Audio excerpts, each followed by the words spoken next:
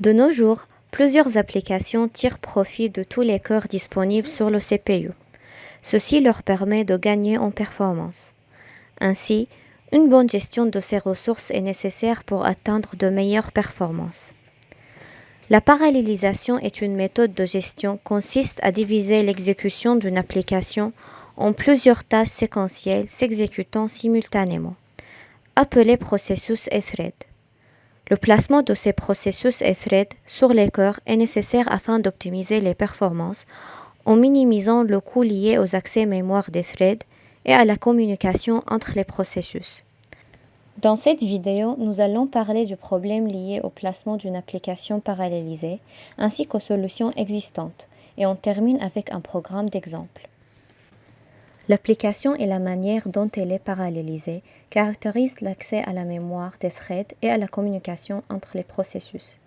Afin de comprendre ceci, il est essentiel de comprendre comment les threads et processus communiquent au sein d'une application parallélisée. Il existe deux types de communication, la communication implicite et la communication explicite. La communication implicite consiste à se partager un même bloc de mémoire. Elle concerne les threads.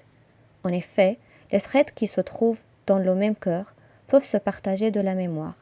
Ils bénéficient de plus d'un accès rapide à cette mémoire partagée puisqu'ils ont le même cache L1. La communication explicite consiste quant à elle à s'échanger des messages.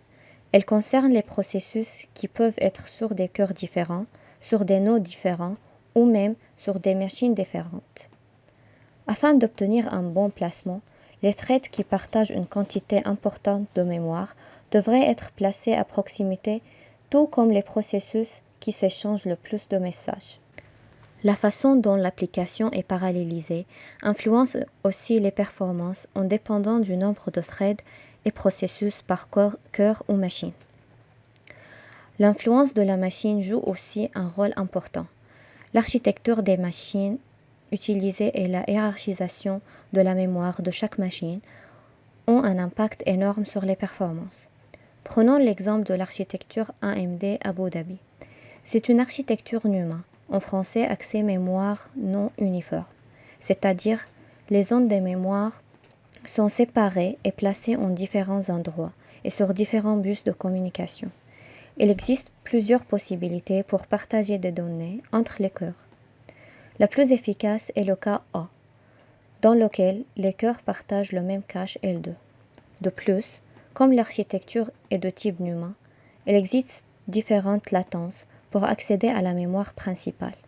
La moins importante est l'accès à la mémoire grâce au Memory Controller Local, comme dans le cas E.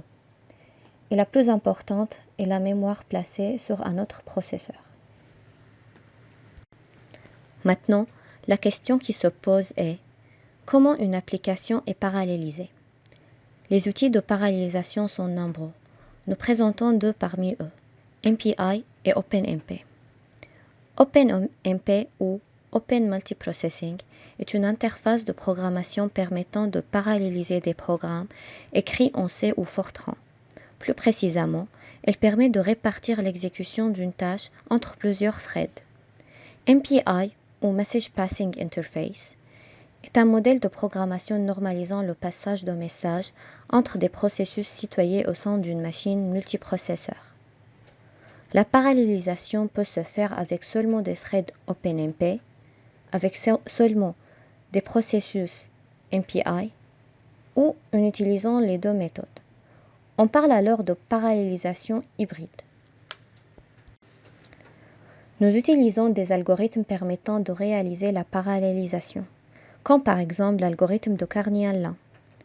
Il permet à partir d'un ensemble de processus pondérés du coût de leur communication, de construire des paquets de processus entre lesquels les coûts de communication sont minimisés. Comme mentionné précédemment, la parallélisation peut se faire en différents modèles. Le modèle OpenMP pur, le modèle MPI pur et le modèle le plus intéressant, le modèle hybride OpenMP plus MPI. Les avantages de l'utilisation de ce modèle hybride sont importants. Par exemple, la réduction du nombre de messages MPI et du nombre de processus impliqués dans les communications collectives. L'optimisation de la consommation totale de mémoire. L'amélioration des performances de certains algorithmes en réduisant le nombre de processus MPI. Par contre, ce modèle augmente la complexité du code et ne garantit pas que les performances seront meilleures qu'avec une parallélisation simple. Enfin, une bonne solution de placement doit respecter des caractéristiques spécifiques. Parmi elles, faire du placement hybride, avoir un coût faible, s'adapter à toutes les architectures matérielles, supporter tous les types de comportements en termes d'accès mémoire. Afin de compléter ce qui a été dit dans le rapport, nous allons maintenant vous présenter et vous expliquer un programme parallélisé grâce à MPI. Pour rappel, MPI est un modèle de programmation qui normalise le passage de messages entre des processus situés au sein d'une machine multiprocesseur ou sur des machines distantes. Le programme présenté est un exemple de programme écrit en C et utilisant OpenMPI qui est une implémentation de MPI. Il s'agit d'un exemple qui consiste à construire un anneau de processus qui se passent des messages les uns après les autres et qui quittent l'exécution lorsqu'ils ont passé tous les messages. Pour détailler un peu plus, regardons le code. Avant tout, on fait un appel à la fonction MPI init qui, comme son nom l'indique, permet d'initialiser l'environnement d'exécution MPI. MPI comme rank permet de connaître le rang du processus exécutant le code dans le groupe MPI comme world, c'est-à-dire l'ensemble des processus. De plus, MPI comme size renvoie le nombre de processus présents dans l'anneau. Ces informations permettent à chaque processus MPI de connaître le rang du processus précédent prev dans l'anneau duquel il reçoit des messages et du processus suivant next à qui il envoie des messages. L'envoi de messages se fait à l'aide de la fonction MPI send et la réception avec la fonction MPI receive. Il y a juste une petite spécificité pour le processus de rang 0 puisque c'est lui qui est à l'origine des messages. Dans notre cas, il va en envoyer 10 et à chaque fois, il va utiliser le tag 201. Ce tag n'a pas vraiment d'utilité dans ce programme d'exemple là, mais plus généralement, il peut permettre aux différents processus d'être sûr que les messages reçus sont les bons ou bien de faire de la différenciation au sein des messages reçus. Et donc, si on revient au code et qu'on regarde ce qu'il se passe au sein de la boucle while, on peut observer que chaque processus reçoit un message et le renvoie sans le modifier à son voisin suivant. Seul le processus de rang 0 modifie le message en décrémentant la valeur de message à chaque fois qu'un message, en l'occurrence, lui revient. Les processus se terminent lorsqu'ils ont reçu le dernier message 0 et qu'ils l'ont envoyé à leur voisin. Finalement, MPI Finalize permet de clore l'environnement MPI proprement. Pour finir, voilà une exécution du programme. Le compilateur utilisé est MPICC et la commande MPI exec permet d'exécuter le programme.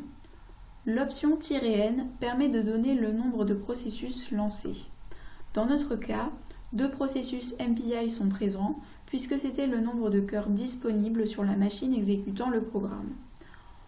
On peut voir à l'affichage, à chaque fois que le processus de rang 0 envoie un message, mais aussi la fin de l'exécution de tous les processus.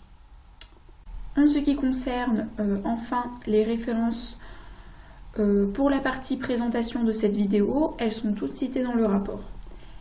Et le programme MPI présenté vient d'un ensemble d'exemples fournis par OpenMPI.